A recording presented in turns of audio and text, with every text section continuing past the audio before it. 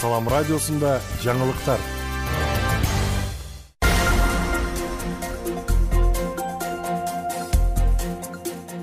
Арыбаңыз ардактуу угарман жана көрүүчү, эфирде жаңылыктар түрмөгү. Аны менен мен Нурпейла Шор кызы тааныштырам.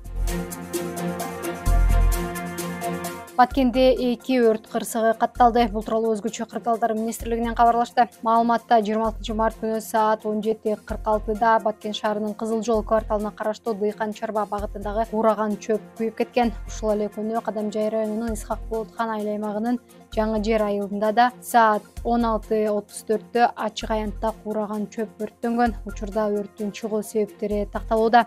Кырсыктан жабыркагандар жок.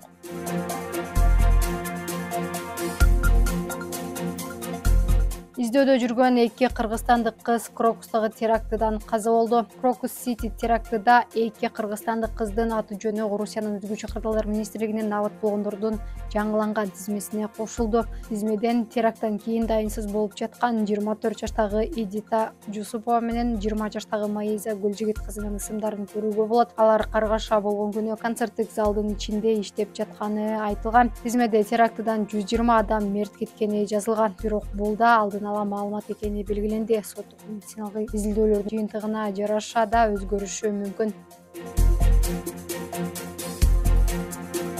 Самаркандекте 35 турак үй сел кооптуулугунан корголот. Өзгөчө кырдаалдар министрлигинин маалыматына караганда, Баткен районунун Самаркандек айылык бүтүнүн Орто Сай жерлигинде сел жүрүүчү сайда механикалык тазалоо жумуштары башталды. Аталган объекттеги жумушту алып барууга өзгөчө кырдаалдар министрлигинен бульдозер техникасы тартылып, учурда тазалоо иштери кызууланууда. Тазалоо иштеринен кийин айылда 35 турак үй жана 600 метр ички чарбалык жол, ошондой эле 1,5 чакырым ички чарбалык арык сел алып кетүү коркунучунан корголот.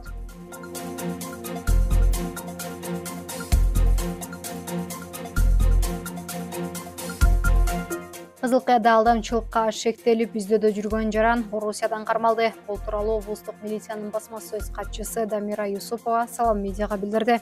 Кызыл Кыя шаарынын 23 жаштагы тургунунун 22 жаштагы тургуну телефон менен сүйлөшүп алайын деп iPhone 13 Pro телефонун сурап алып, сүйлөшкөн түр көрсөтүп, байкатпастан изин жашырып качып кеткен. Бул факты Кызыл Кыя шаардык ички иштер бөлүмүнө 2023 жылдын 1-июль күнү Кыргыз Республикасынын кылмыш жаза кодексинин алдамчылык беренеси менен катталып, сотко чейинки тергөө иштери башталган.